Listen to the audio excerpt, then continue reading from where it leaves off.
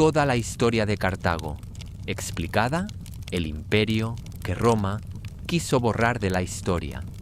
Roma no solo destruyó Cartago, la quemó durante 17 días seguidos, vendió a su gente como esclavos y sembró sal en la tierra para que nada volviera a crecer. Pero antes de eso, Cartago fue el imperio más poderoso del Mediterráneo durante siglos. Controló las rutas comerciales más lucrativas del mundo antiguo. Construyó una flota naval que no tenía rival. Produjo a uno de los genios militares más extraordinarios de toda la historia de la humanidad. Un hombre que cruzó los Alpes con elefantes de guerra en pleno invierno y llevó a Roma al borde del colapso total. Y al final, Roma la borró. No solo militarmente, la borró de la historia, de la memoria, del idioma, de los mapas. Destruyó sus archivos, quemó sus bibliotecas, demolió sus templos. Hizo todo lo posible para que nadie, nunca, pudiera conocer la versión de los hechos que Cartago habría contado sobre sí misma. Casi lo logró, casi. Pero hay algo que los vencedores de la historia aprenden muy tarde, y que Roma aprendió demasiado tarde también. Cuando destruyes completamente a tu enemigo, cuando lo borras con esa meticulosidad obsesiva, lo que consigues no es el olvido, consigues el misterio, y el misterio dura mucho más que cualquier monumento. Hoy, más de 2000 años después de que el último ciudadano cartaginés muriera en las llamas de su propia ciudad, seguimos hablando de Cartago, seguimos intentando reconstruir lo que fue, seguimos fascinados por esa civilización que Roma necesitó 3 guerras, 118 años de conflicto intermitente y una determinación casi irracional para poder destruir. Esto es su historia completa, la historia que Roma no quería que conocieras. Antes de que te acomodes, tómate un momento para darle un buen like al video y suscribirte. Cuéntame en los comentarios desde dónde nos estás escuchando y qué hora es para ti. Siempre es fascinante ver quién se une a nosotros desde todas partes del mundo. Esto es Historias para Dormir Profundo, y mi objetivo es que este relato te sumerja en una experiencia única, mientras concilias un sueño profundo y tranquilo. Este video no es solo la historia de una ciudad destruida, es la historia de una civilización que eligió el comercio sobre la guerra, la negociación sobre la conquista, durante siglos de una prosperidad que el mundo antiguo no había visto antes, y es también la historia de cómo esa misma civilización, que tantas veces prefirió pagar antes que pelear, produjo en su momento más desesperado al comandante más brillante que los romanos jamás enfrentaron, y por encima de todo, es la investigación de una pregunta que los historiadores llevan siglos intentando responder. ¿Qué perdió la humanidad cuando Roma destruyó Cartago? ¿Qué tipo de mundo habría sido el nuestro si la historia hubiera tomado el camino diferente? Vamos a responder todo eso. Pero primero, necesitamos entender el mundo que vio nacer a Cartago, los fenicios, el pueblo que inventó el comercio global. Estamos en el año 900 a.C., aproximadamente, en la costa de lo que hoy es el Líbano y el norte de Israel, en esa estrecha franja de tierra entre el mar Mediterráneo y las montañas del Levante, existe un pueblo que los griegos llaman los fenicios. Los fenicios son uno de los grupos humanos más fascinantes y menos conocidos del mundo antiguo, y para entender a Cartago necesitamos entenderlos a ellos, porque Cartago fue su creación más extraordinaria. Los fenicios no son un grupo étnico en el sentido moderno del término, son más bien una confederación de ciudades-estado costeras, cada una con su propio gobierno, su propio ejército, su propio templo. Las más importantes son Tiro, Sidón, Biblos y Beirut, ciudades que hoy forman parte del Líbano moderno y que en el mundo antiguo eran centros de un poder económico que no tenía equivalente en la región. Lo que distingue a los fenicios de todos sus contemporáneos es su relación con el mar. Para un fenicio del siglo IX a.C., el mar no es un obstáculo ni una frontera, es la autopista, es el lugar donde los negocios ocurren, donde la riqueza se crea, donde la influencia se proyecta, mientras los grandes imperios de la región, los asirios, los babilonios, los egipcios, piensan en términos de territorios conquistados y ciudades saqueadas. Los fenicios piensan en términos de rutas comerciales, de redes de contacto, de factorías estratégicamente situadas a lo largo de las costas, y tienen algo que ningún otro pueblo del mundo antiguo posee en la misma medida: un alfabeto. Los fenicios son, con toda probabilidad, los inventores del alfabeto que usamos hoy. No el sistema cuneiforme de los mesopotámicos ni los jeroglíficos egipcios, sino el principio de que cada símbolo representa un sonido, no una palabra ni una idea. Un sistema que cualquiera puede aprender en semanas y usar para registrar transacciones comerciales, cartas diplomáticas, contratos, listas de mercancías. El alfabeto fenicio es de la tecnología más democrática de la antigüedad, y los griegos, que lo adoptaron y lo adaptaron, se lo transmitieron a los romanos, que se lo transmitieron a Occidente. Dicho de otra manera, el alfabeto con el que estás procesando este texto en este momento fue inventado por los mismos fenicios que fundaron Cartago. Los fenicios construyeron su imperio comercial de una manera que en su época fue totalmente innovadora.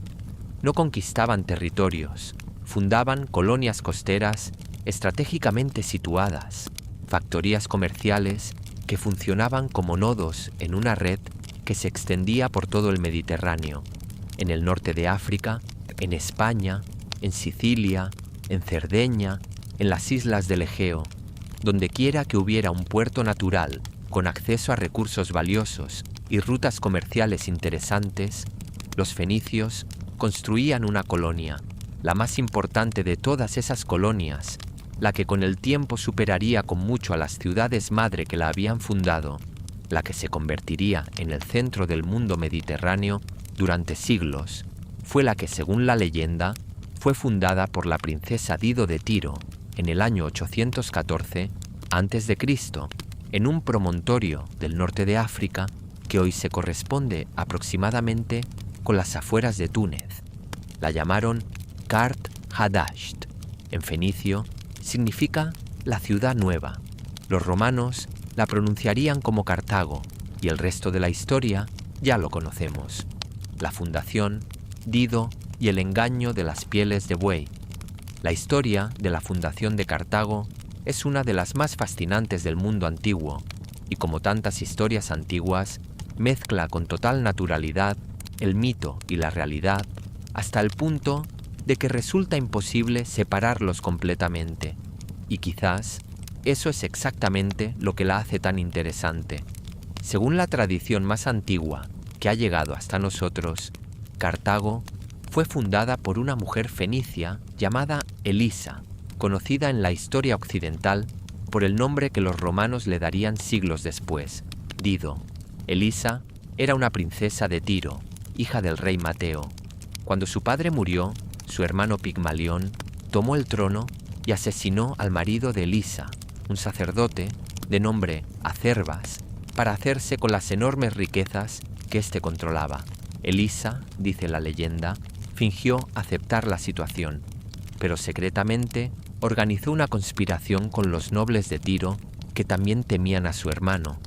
Cargó los barcos que le correspondían por herencia con las riquezas del templo, engañó a los emisarios de su hermano diciéndoles que estaba transportando el tesoro a palacio y huyó en la oscuridad de la noche con un grupo de seguidores leales y un número considerable de sacerdotes y nobles tirios.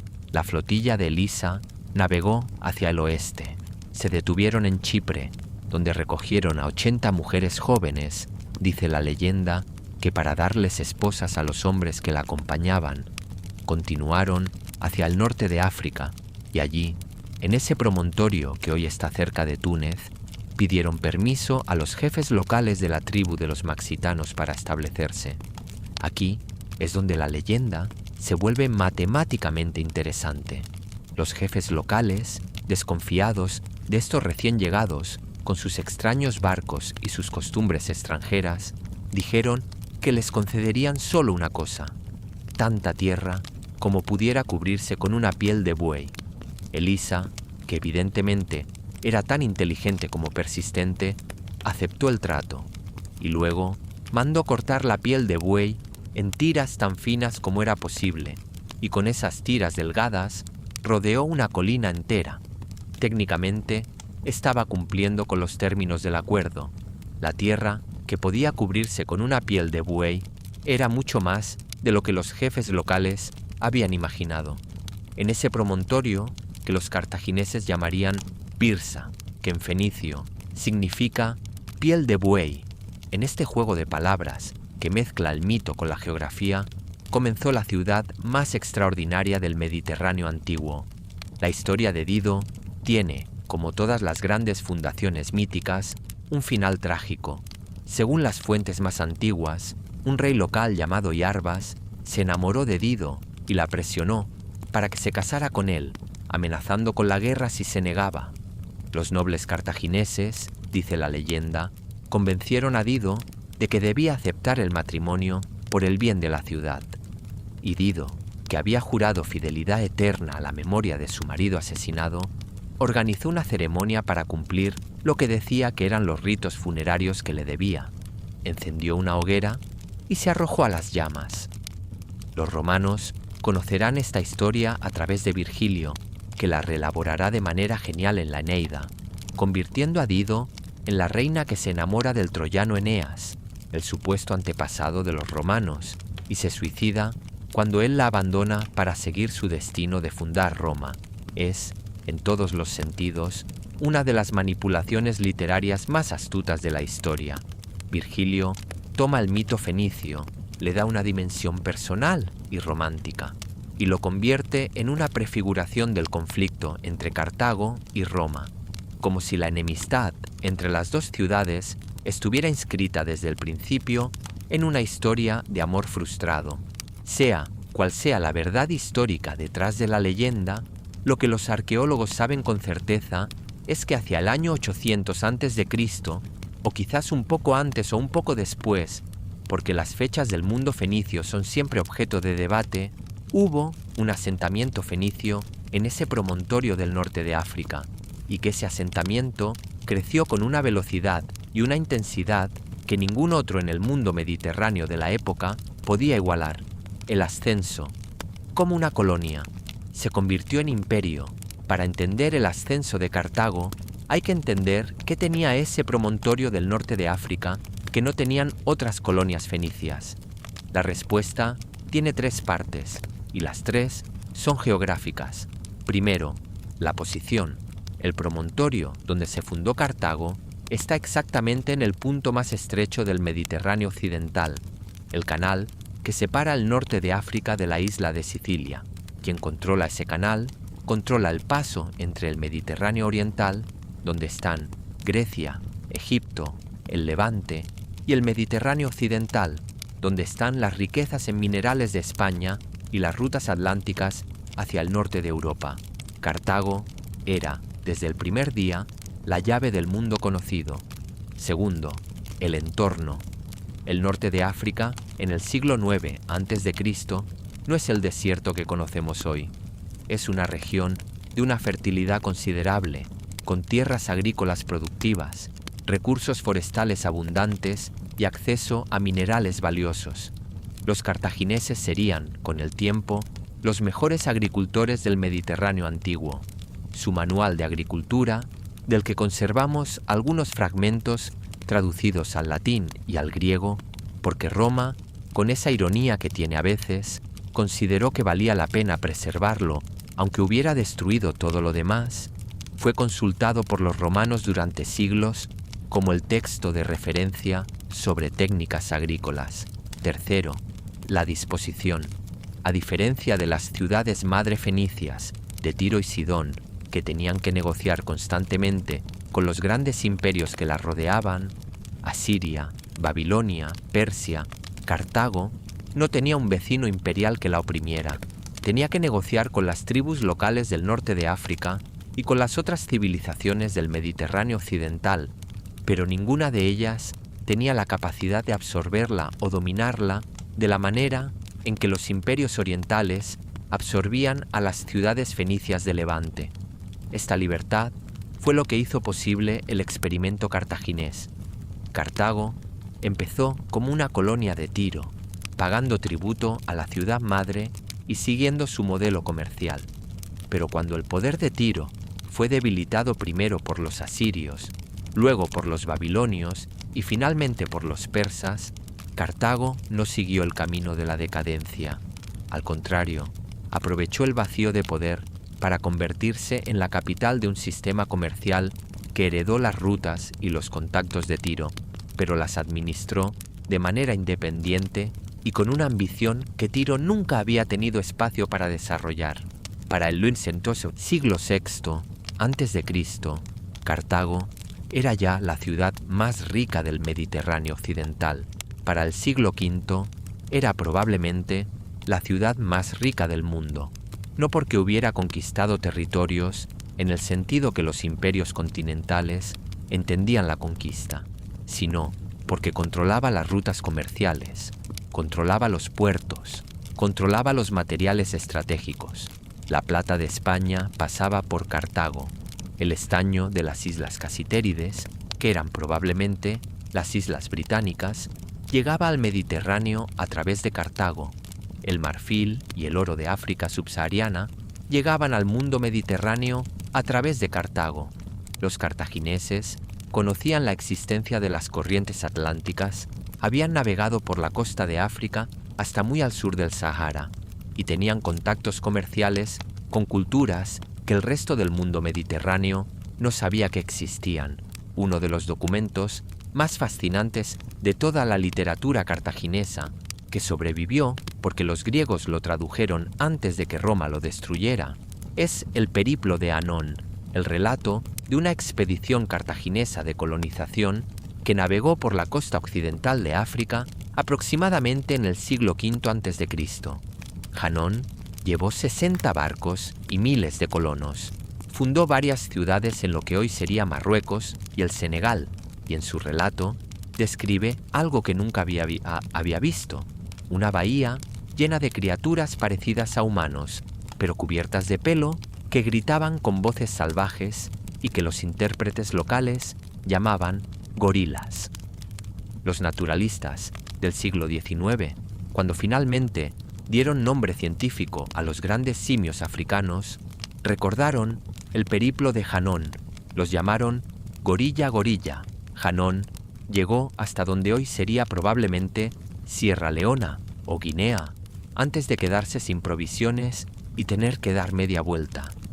2000 años antes de que los exploradores europeos llegaran al África subsahariana, los cartagineses ya habían estado allí.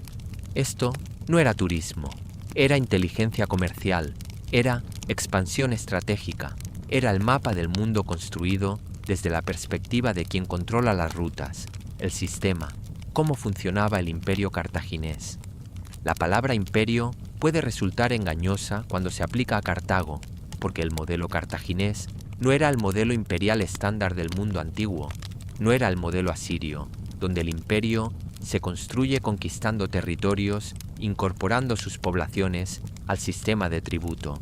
No era el modelo persa, donde el gran rey es la cabeza de un sistema administrativo jerárquico que llega hasta cada aldea de la periferia.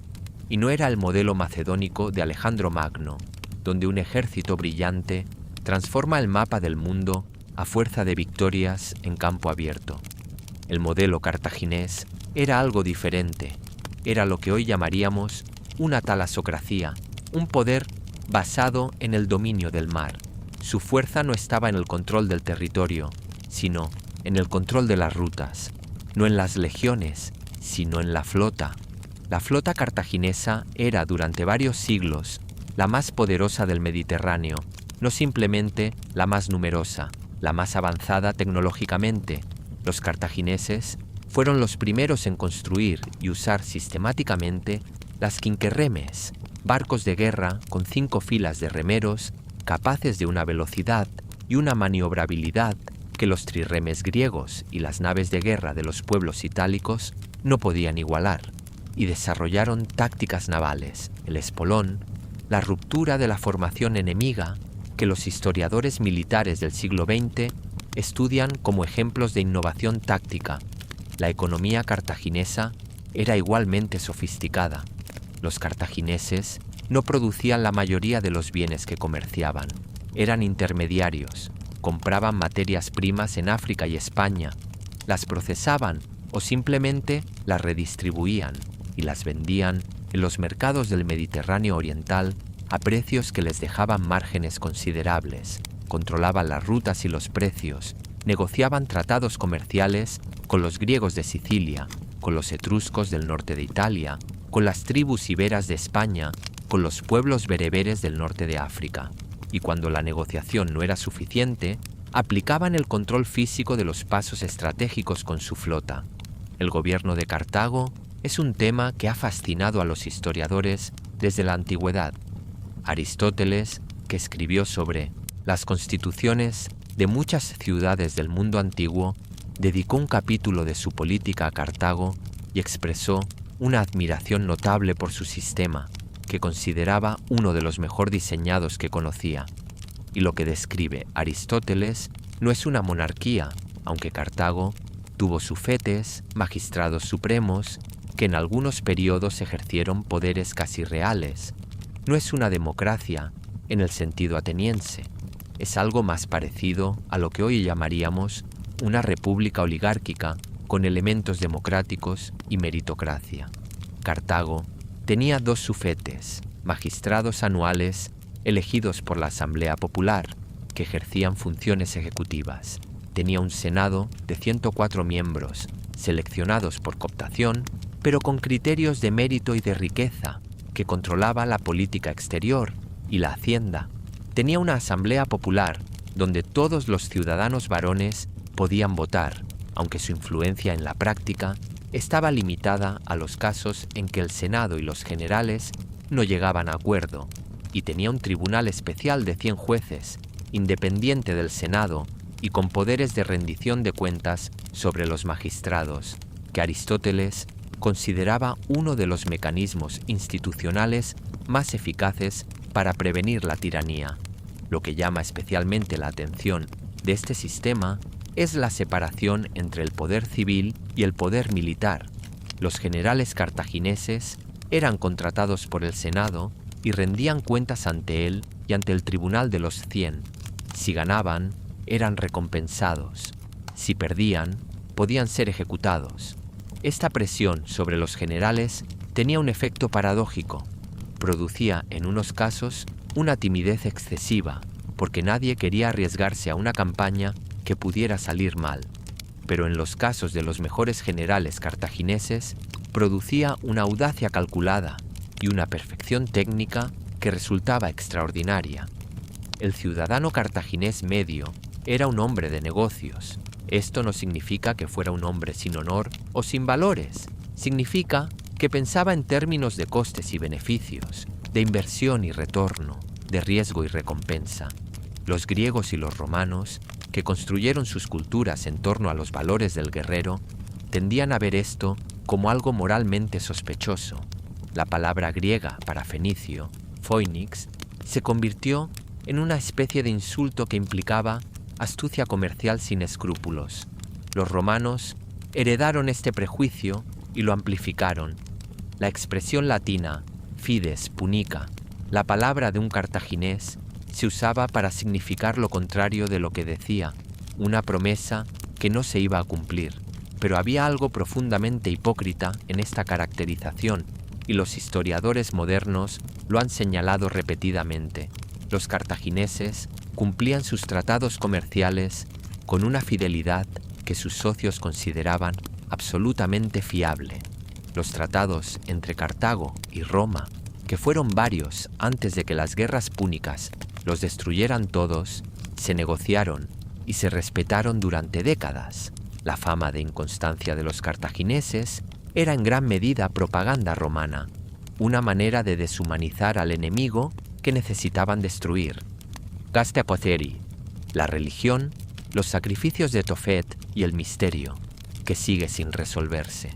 No podemos hablar de Cartago sin hablar de su religión, y no podemos hablar de su religión sin enfrentar una de las acusaciones más oscuras y más debatidas que se le han hecho a ninguna civilización del mundo antiguo: la acusación de que los cartagineses sacrificaban niños a sus dioses.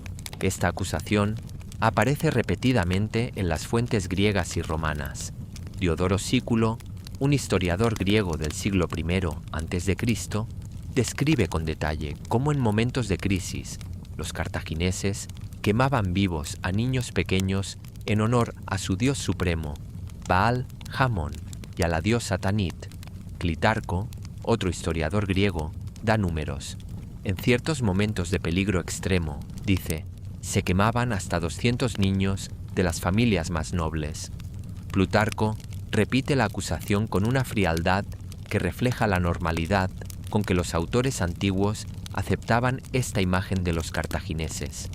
Durante siglos, los historiadores modernos tendieron a ver estas acusaciones como propaganda romana, como el tipo de calumnia que se lanza sobre el enemigo al que quieres destruir para convencer a tu audiencia de que merece ser destruido. Y había razones para el escepticismo. Las fuentes son todas griegas o romanas, es decir, enemigas de Cartago. Los cartagineses no dejaron ningún texto que respondiera a las acusaciones, y el patrón de acusar a los enemigos de prácticas bárbaras era tan común en la literatura antigua que resultaba difícil tomarlo siempre en serio. Pero luego, los arqueólogos encontraron Tophet. Tophet es el nombre que se le da en los estudios arqueológicos a los santuarios cartagineses donde se han encontrado enterramientos de restos humanos calcinados, principalmente de niños pequeños. El más famoso y más extensamente excavado está en Cartago misma, aunque hay otros en las colonias cartaginesas de Sicilia, Cerdeña y España. En el Tophet de Cartago, los arqueólogos han encontrado miles de urnas que contienen huesos quemados de niños, frecuentemente acompañados de huesos de animales, principalmente corderos y cabritos. El descubrimiento arqueológico es real e innegable. Lo que sigue siendo profundamente controvertido es la interpretación. Una corriente de investigadores, que incluye a algunos de los arqueólogos que han excavado estos sitios, argumenta que los restos confirman sustancialmente las acusaciones antiguas. Los cartagineses sacrificaban niños a sus dioses en determinadas circunstancias y lo hacían de manera sistemática. Los estudios osteológicos de los huesos muestran que la mayoría de los niños tenían entre 2 semanas y 2 años de edad y que los huesos presentan las marcas del fuego que serían consistentes con la cremación ritual. Otra corriente, igualmente respetable académicamente, argumenta que la interpretación es mucho más compleja.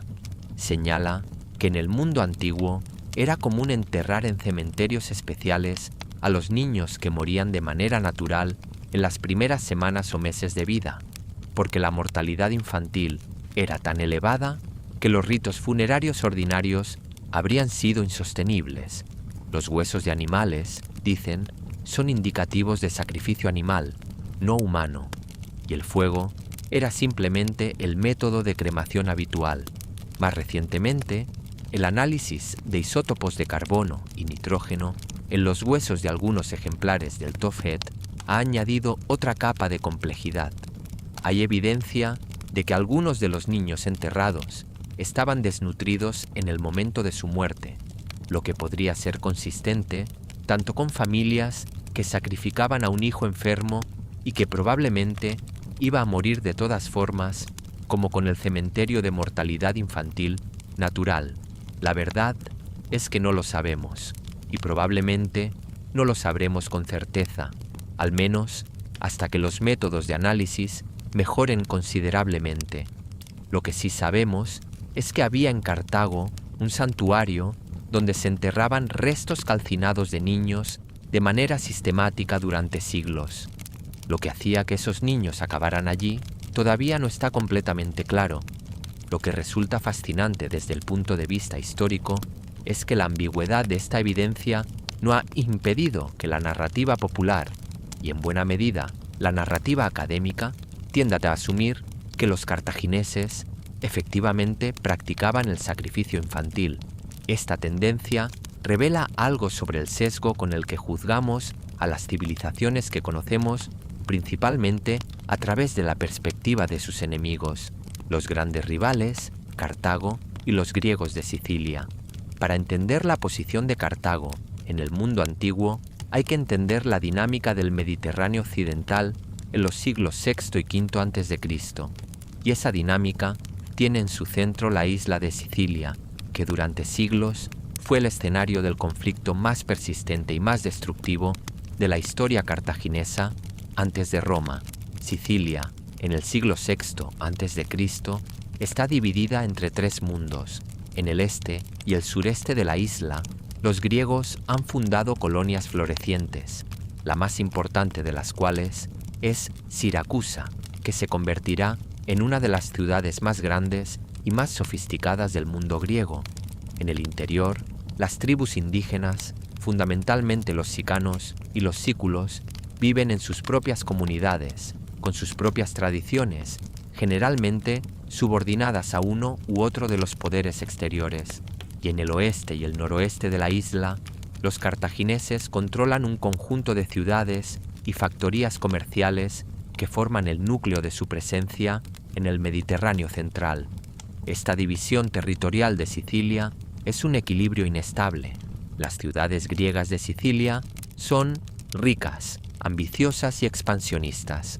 Los cartagineses tienen un interés estratégico vital en mantener el control del estrecho entre Sicilia y el norte de África, y las tribus locales tratan de sobrevivir entre dos poderes que tienen tendencia a usarlos como peones en sus conflictos. El resultado es una serie de guerras greco-cartaginesas que se extienden desde el año 580 hasta el año 266 a.C., más de 3 siglos de conflicto intermitente, de alianzas cambiantes, de victorias dramáticas y de derrotas humillantes en ambos lados.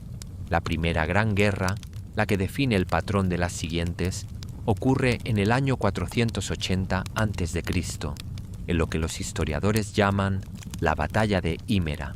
Es fascinante notar que el mismo año en que los persas invaden Grecia y son derrotados en las Termópilas y Salamina, los cartagineses, que tienen un tratado con Persia, lanzan una gran invasión de Sicilia con el objetivo de destruir Siracusa y las otras grandes ciudades griegas de la isla.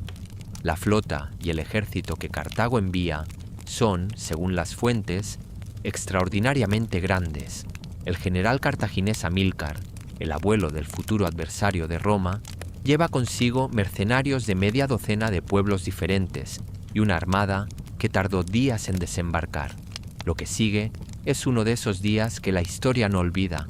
Gelón de Siracusa, aliado con Terón de Agrigento, ataca el campamento cartaginés en las afueras de Hímera. Amílcar es capturado o muerto en el combate. Sus tropas entran en pánico y el ejército cartaginés es destruido. La flota, separada de las fuerzas terrestres, sufre un destino igualmente terrible.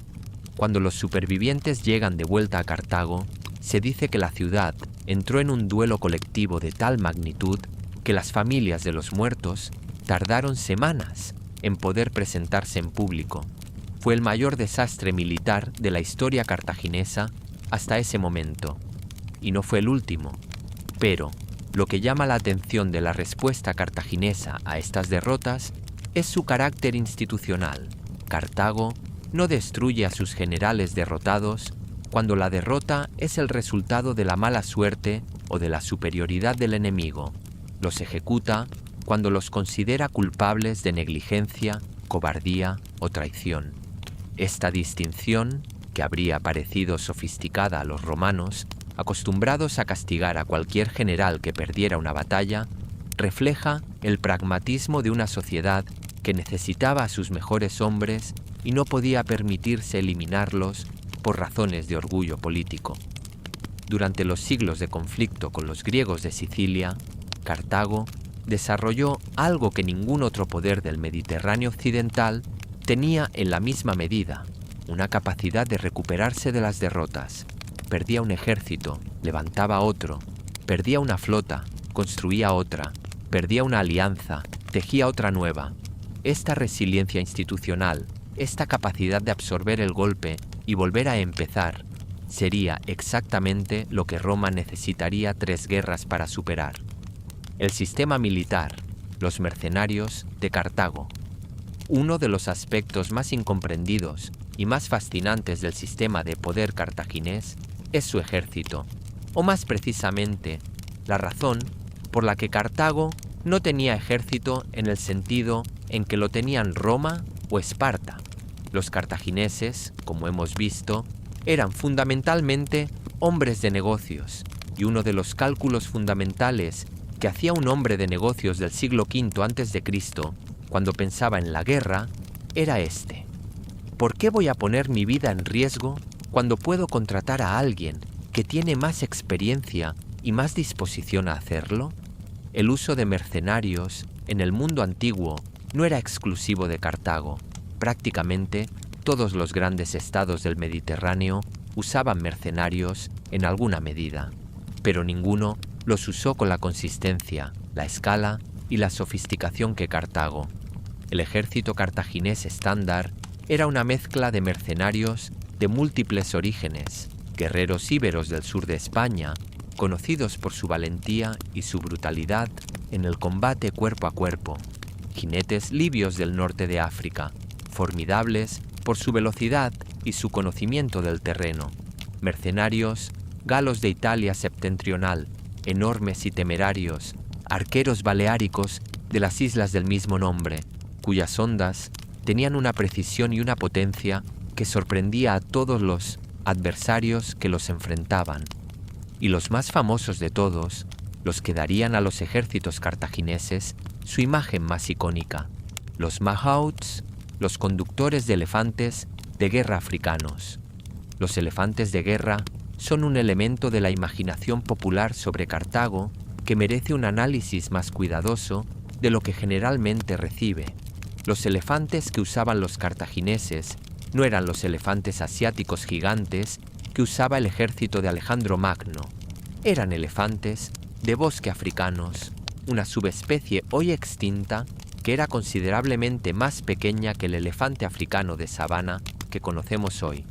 No eran invencibles. En campo abierto, un grupo de infantería disciplinada podía manejarlos, y los enemigos de Cartago aprendieron rápidamente que un elefante aterrorizado era tan peligroso para su propio bando como para el enemigo, pero su efecto psicológico era real e importante.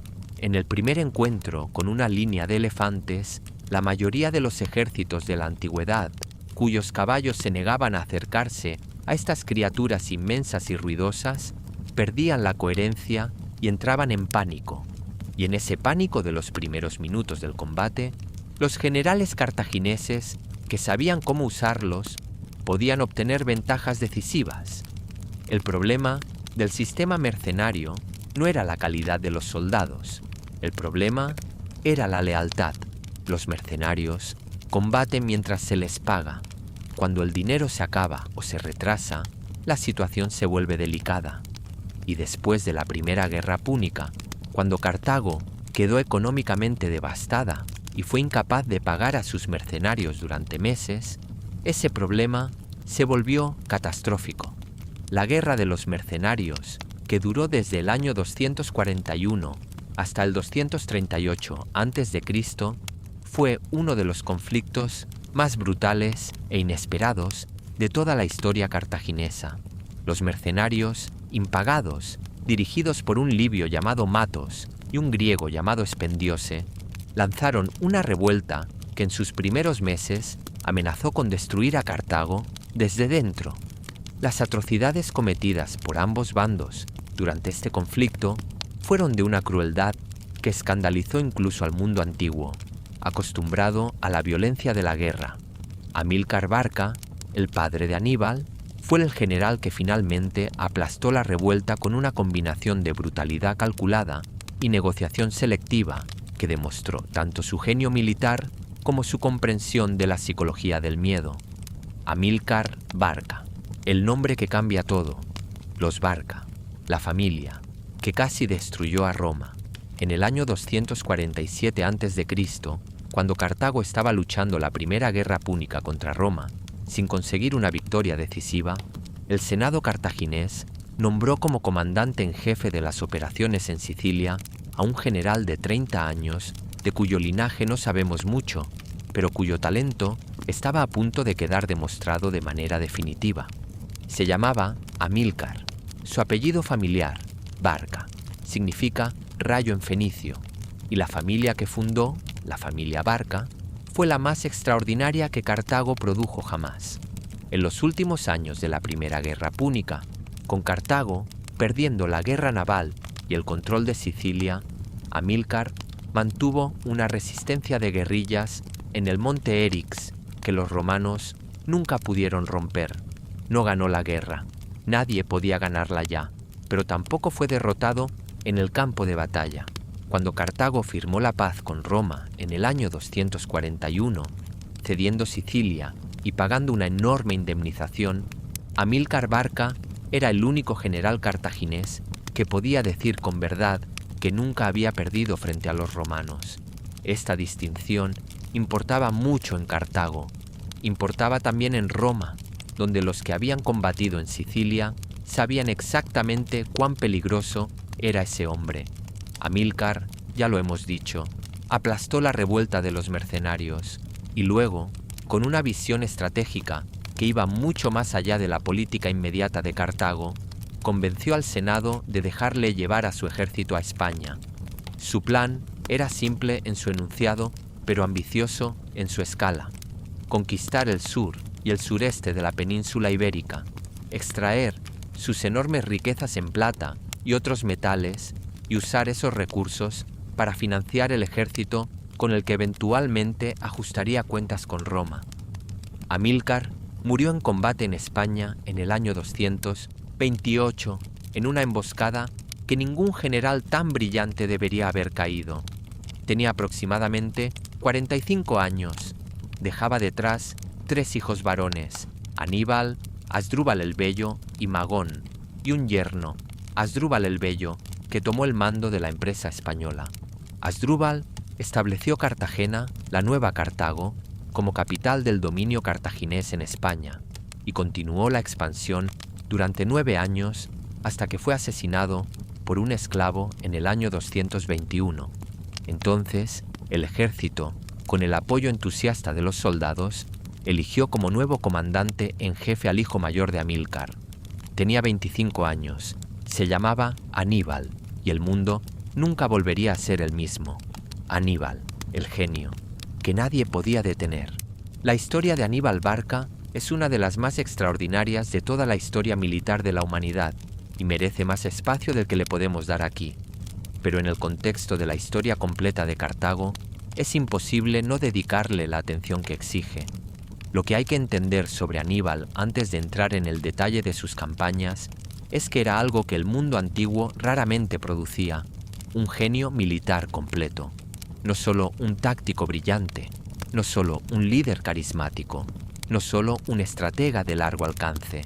Las 3 cosas al mismo tiempo, combinadas con una resistencia física extraordinaria y una capacidad para mantener la cohesión de un ejército mercenario multinacional durante 17 años de campaña en territorio enemigo que no tiene paralelo en la historia antigua. Aníbal aprendió la guerra de su padre, que lo llevó a España cuando tenía 9 años.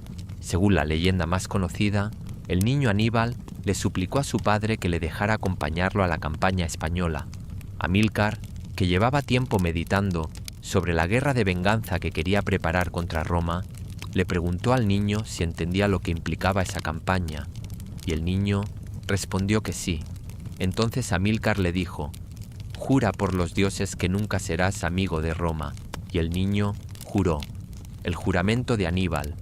Si ocurrió, si fue real y no una invención posterior, para dar forma dramática a lo que siguió, fue el momento en que la historia del mundo mediterráneo quedó fijada en una dirección particular. Si no ocurrió, si es una leyenda construida después del hecho, sigue siendo verdad en el sentido que importa. Aníbal nunca fue amigo de Roma. En el año 221, con 25 años, Aníbal tomó el mando del ejército cartaginés en España. En 2 años, sometió a prácticamente todas las tribus del sur de la península, excepto Sagunto, una ciudad aliada de Roma, en la costa mediterránea.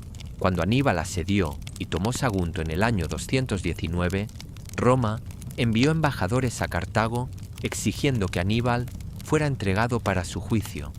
El Senado cartaginés, que estaba dividido sobre la política española, pero que en este momento crucial respaldó la posición de Aníbal, rechazó la demanda.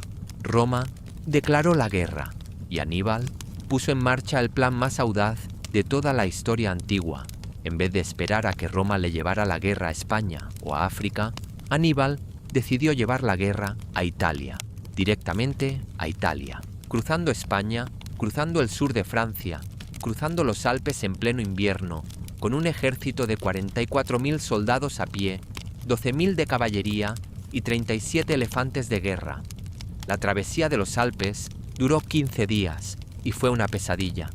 El frío, los derrumbes, los ataques de las tribus montañesas, la falta de alimento, todos estos factores se combinaron para reducir el ejército que llegó al norte de Italia a aproximadamente 26.000 hombres. Había perdido casi la mitad de sus fuerzas antes de entrar en combate, y fue con ese ejército disminuido, cansado y malnutrido que Aníbal inició la campaña más brillante que un general haya realizado en suelo italiano.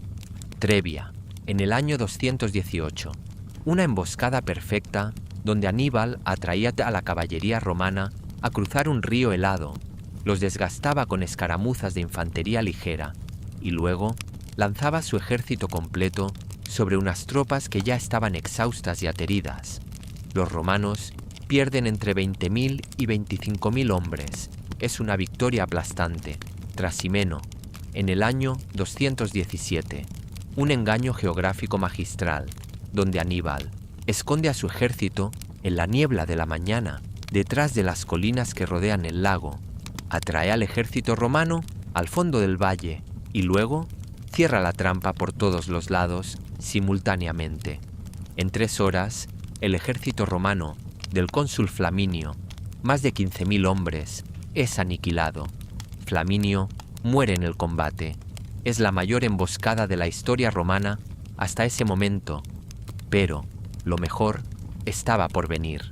Cannas, en el año 216, la batalla más famosa de toda la historia militar antigua y probablemente la batalla tácticamente más perfecta que cualquier general haya concebido y ejecutado en la historia de la humanidad. Aníbal tiene a su disposición 40.000 infantes y 10.000 jinetes.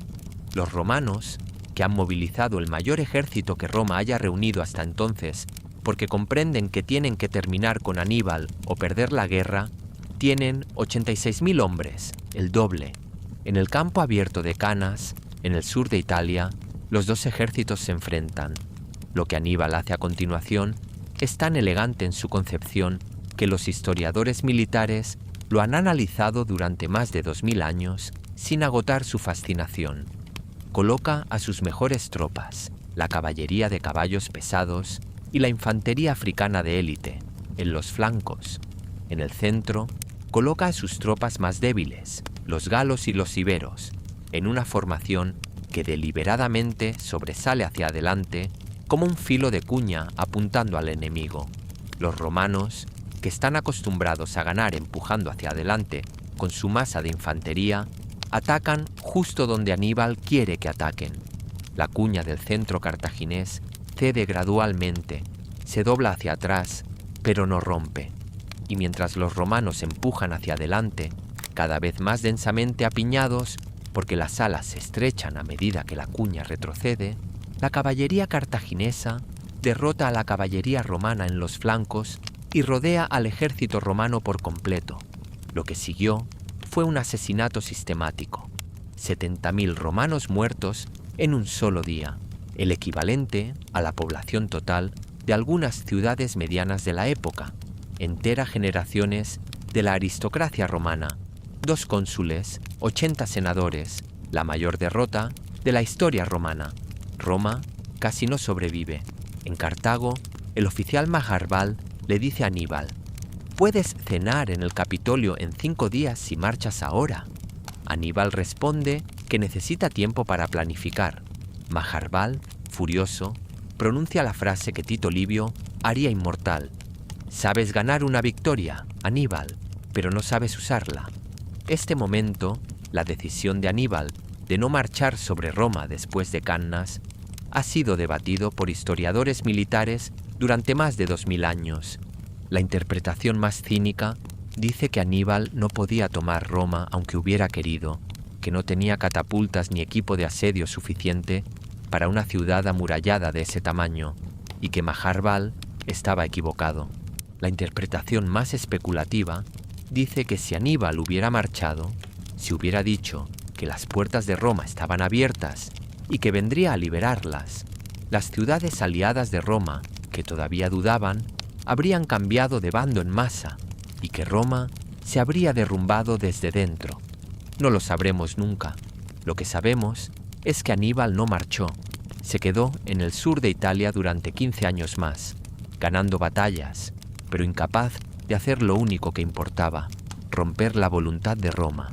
Y Roma, que era muchas cosas, pero nunca incapaz de aprender, aprendió exactamente lo que Aníbal le había enseñado en Cannas.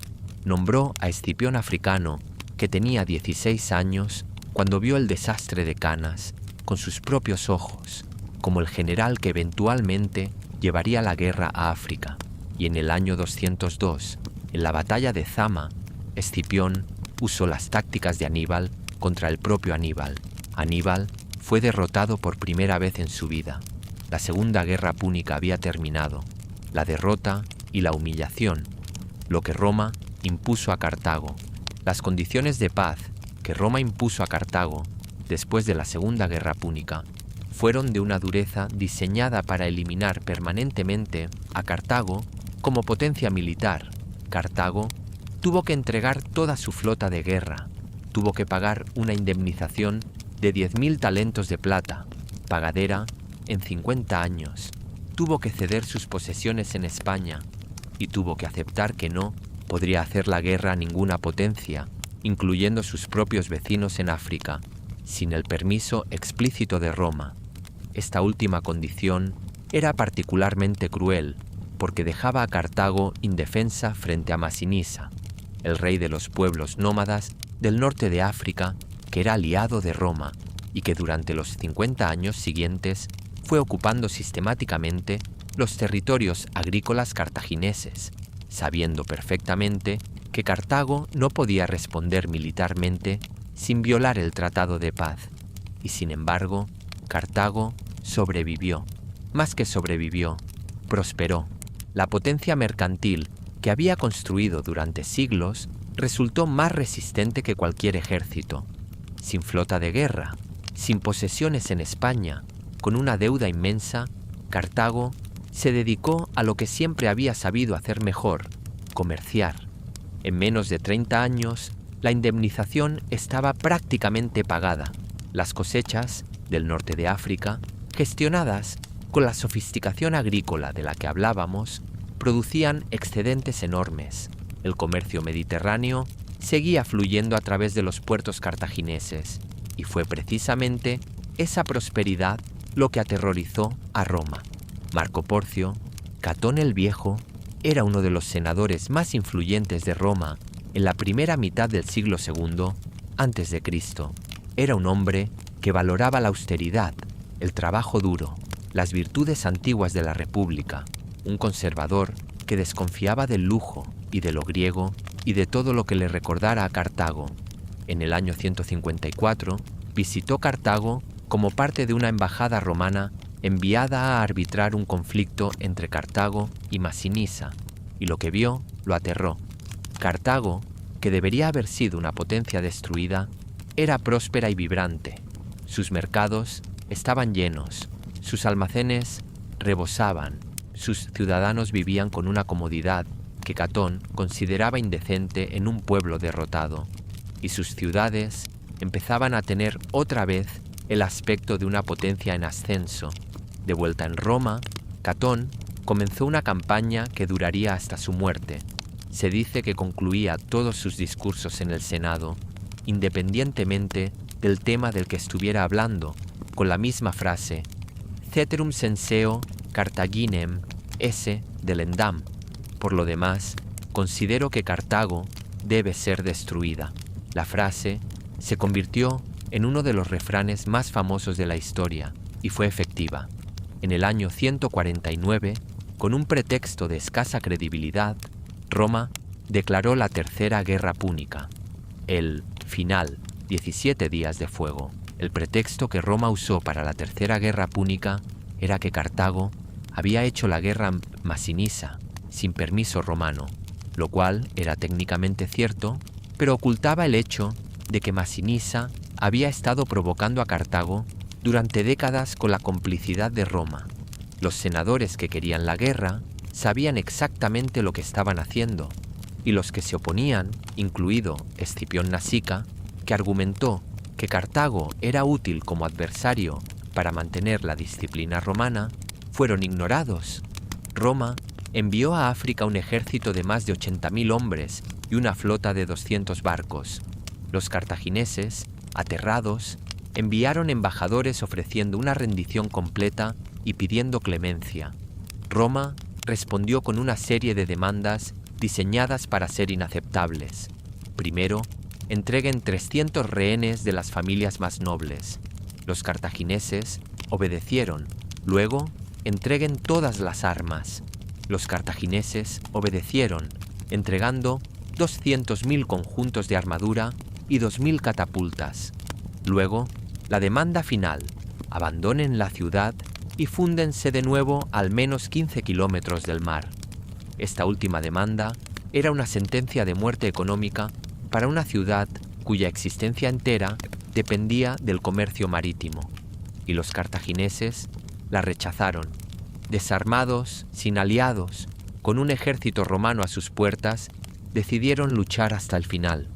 Lo que siguió fue uno de los asedios más desesperados y más heroicos de la antigüedad. Durante 3 años, Cartago, sin armas de guerra y sin flota, resistió al ejército más poderoso del mundo. La ciudad forjó nuevas armas de los materiales que encontraba, convirtió los templos en talleres, utilizó cabellos de mujer para fabricar las cuerdas de las catapultas cuando las cuerdas normales se agotaron. Cada hombre, mujer y niño de la ciudad participó en la defensa, pero el resultado nunca estuvo en duda. En el año 146 a.C., el general romano Escipión Emiliano, nieto adoptivo del vencedor de Zama, entró en Cartago. Lo que siguió duró 17 días. El incendio comenzó en el barrio del puerto y se extendió por el resto de la ciudad. Los combates continuaron calle por calle mientras las casas ardían.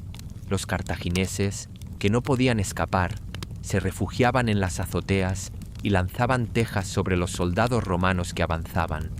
Mujeres con los cabellos sueltos, se dice que para proporcionar cuerdas para los arcos, combatieron junto a los hombres. La ciudadela de Birsa, donde Dido había comenzado todo siglos antes, fue el último punto de resistencia. 50.000 cartagineses, el resto de una ciudad que había tenido 400.000 habitantes en su apogeo, se rindieron cuando ya no quedaba nada por lo que luchar. 50.000 esclavos, el precio de haberse atrevido a existir. Escipión Emiliano, según Polibio, que estaba presente, observó el incendio de Cartago con lágrimas en los ojos.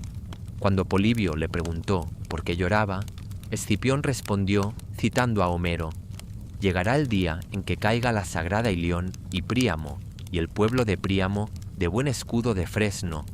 Polibio le preguntó qué quería decir, y Escipión respondió: «Estoy pensando en Roma, que algún día alguien estará de pie donde yo estoy ahora, mirando las ruinas de Roma. La anécdota puede ser apócrifa». pero refleja algo real sobre la manera en que los romanos más inteligentes entendían lo que estaban haciendo, que la destrucción de Cartago era también la destrucción de algo en ellos mismos.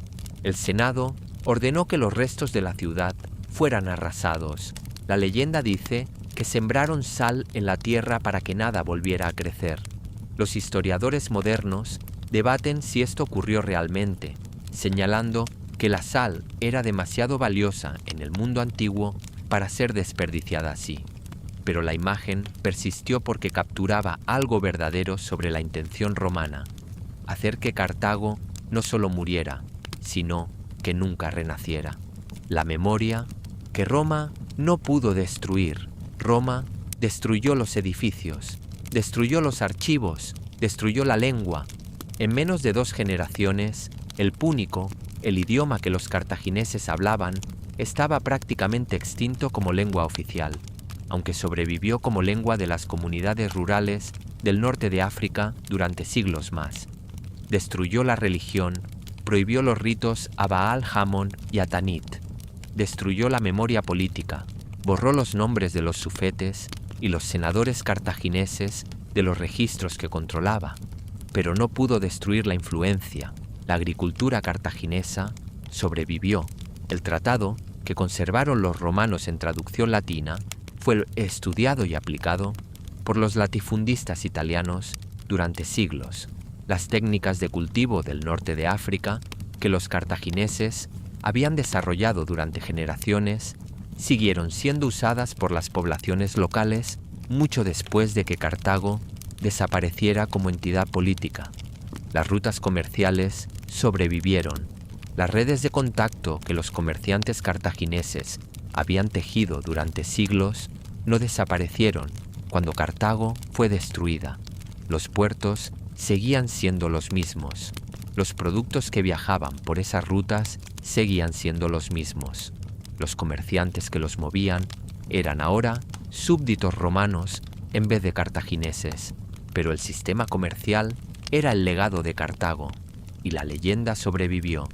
Virgilio, que escribió la Eneida como el poema fundacional de la Roma de Augusto, construyó su narrativa sobre el amor frustrado entre Eneas y Dido de Cartago, y en esa decisión literaria hay una ironía extraordinaria. El mayor poema épico de Roma lleva en su corazón una historia cartaginesa. El poema que debía glorificar a Roma conmemora para siempre a la reina que Roma destruyó. Aníbal sobrevivió en la memoria como el adversario más peligroso que Roma enfrentó jamás. Durante generaciones, las madres romanas atemorizaban a sus hijos diciéndoles: Hannibal ad portas, Aníbal está a las puertas. El nombre del general cartaginés se convirtió en el símbolo del miedo absoluto, del peligro existencial, de lo que pasa cuando el enemigo llega demasiado cerca. No hay mayor homenaje a un adversario que convertir su nombre en el sinónimo universal del terror durante siglos, y Cartago misma sobrevivió como pregunta. La pregunta de qué tipo de mundo habría sido el nuestro si Roma no hubiera ganado, si Aníbal hubiera marchado sobre Roma después de Cannas, si Cartago hubiera desarrollado su modelo comercial y diplomático sin que el modelo militar romano lo aplastara, si el Mediterráneo antiguo hubiera evolucionado hacia un sistema multipolar de ciudades-estado comerciales en vez de hacia el Imperio Romano unificado y conquistador. No podemos responder esa pregunta. Nadie puede, pero el hecho de que sigamos haciéndola 2000 años después de que el último ciudadano cartaginés muriera en las llamas de su ciudad, dice algo sobre Cartago que ningún triunfo militar puede decir. Dice que fue real, dice que importó, dice que el mundo que creó no fue completamente destruido, aunque lo pareciera. Si estás escuchándome a esta altura del video, espero que ya estés suscrito al canal.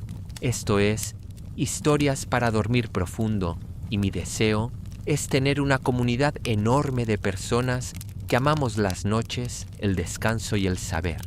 Miles de personas de todas partes del mundo conectadas por ese deseo profundo de conocer más, relajarse y dejar que la historia nos acompañe antes de dormir.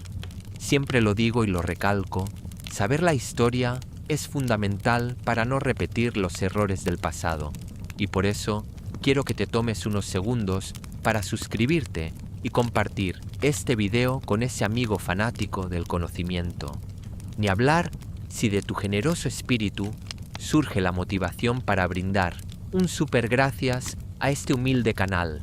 De todas formas, el agradecimiento de mi parte, ya por el simple hecho de estar compartiendo este momento, es infinito. Ahora sí, sigamos con el relato. El legado invisible, lo que Roma heredó. Sin reconocerlo, hay una dimensión del legado cartaginés que raramente se discute en las narrativas populares sobre Roma y que merece atención por lo que revela sobre la relación entre vencedores y vencidos en la historia. Roma no solo destruyó a Cartago, Roma absorbió a Cartago, gradualmente, a veces conscientemente y a veces sin darse cuenta, incorporó elementos del modelo cartaginés en su propio sistema. El más obvio es el comercial. Roma no era, en sus orígenes, una potencia comercial, era una potencia agraria y militar. Sus valores fundacionales eran los del campesino soldado, el hombre que trabaja su tierra y lucha por su república cuando es necesario. El comercio era visto con cierta sospecha moral por la aristocracia romana más conservadora. De ahí que Catón el Viejo, que era la personificación de esos valores, odiara tanto a Cartago, porque Cartago era la demostración de que el éxito podía obtenerse sin guerra y sin tierra. Pero después de las guerras púnicas, después de que Roma se convirtiera en la potencia hegemónica del Mediterráneo, el modelo comercial cartaginés que Roma había destruido se filtró en el sistema romano. Los puertos que habían sido cartagineses se convirtieron en puertos romanos. Las rutas que habían sido cartaginesas se convirtieron en rutas romanas y la clase mercantil romana, los caballeros, el orden ecuestre, creció en poder e influencia siguiendo exactamente el modelo que los cartagineses habían desarrollado durante siglos.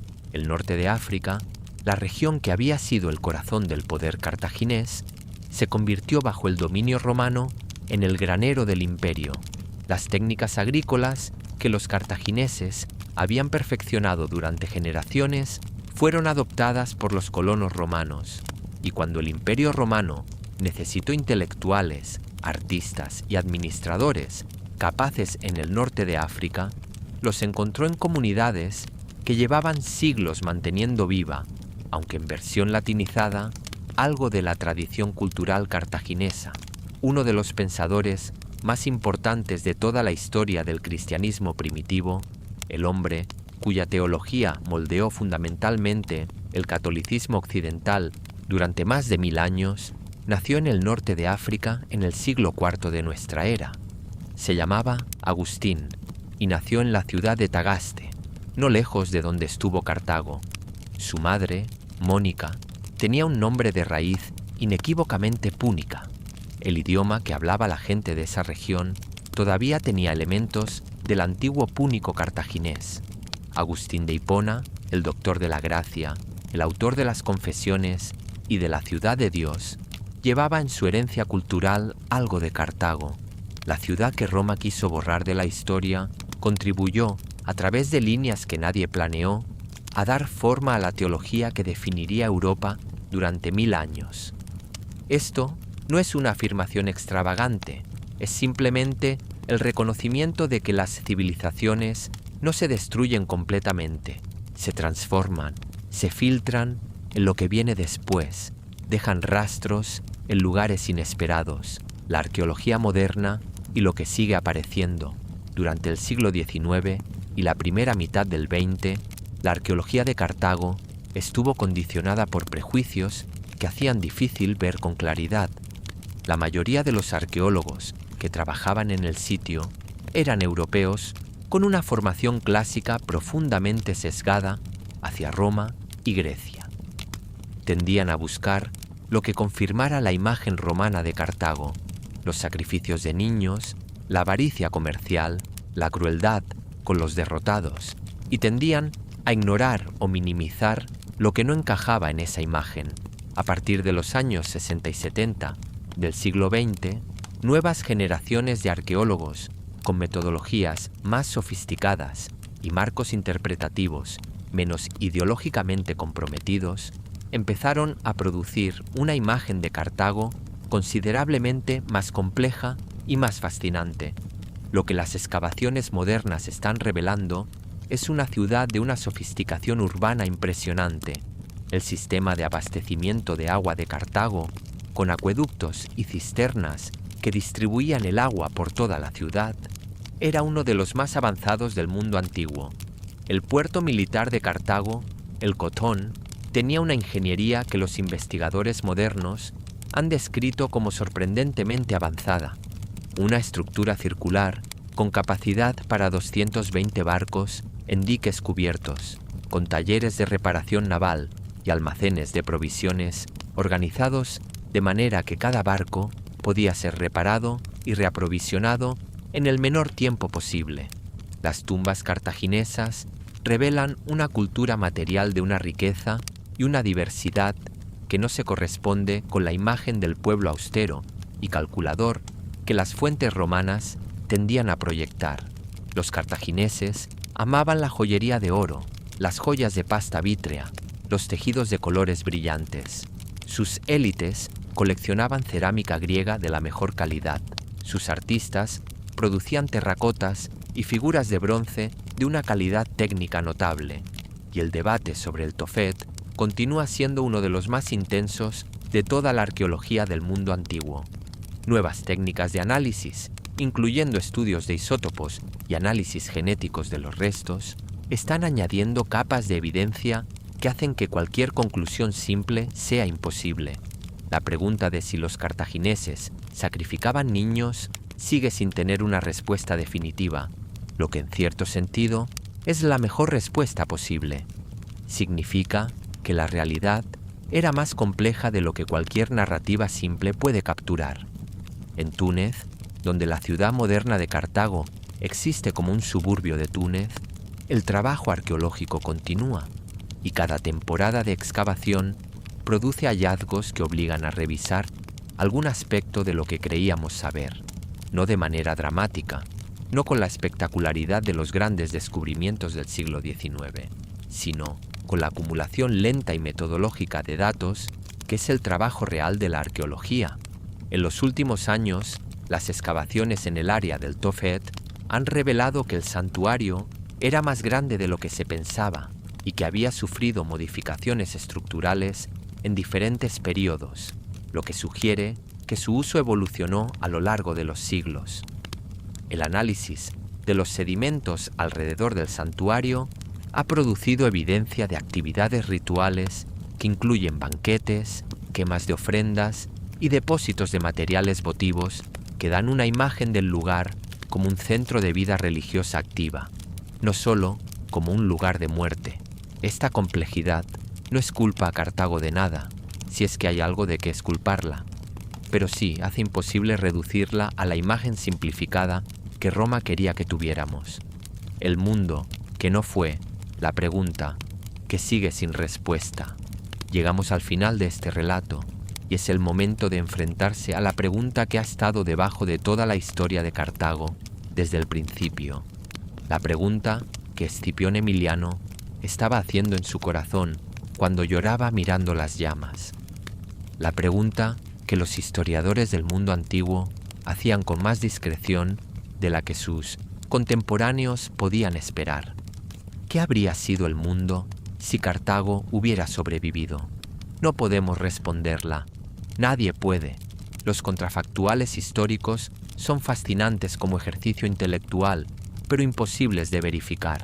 No hay manera de saber qué habría pasado si Aníbal hubiera marchado sobre Roma después de Cannas, si Roma hubiera aceptado la paz que Cartago ofreció después de Zama, con Aníbal todavía al mando, si el Senado romano hubiera escuchado a Escipión Nasica y no a Catón. Lo que sí podemos decir es esto: el modelo cartaginés de organización política y económica era diferente del modelo romano. y esas diferencias apuntaban en direcciones que resultan interesantes desde nuestra perspectiva contemporánea. Cartago construyó su poder sobre el comercio, no sobre la conquista.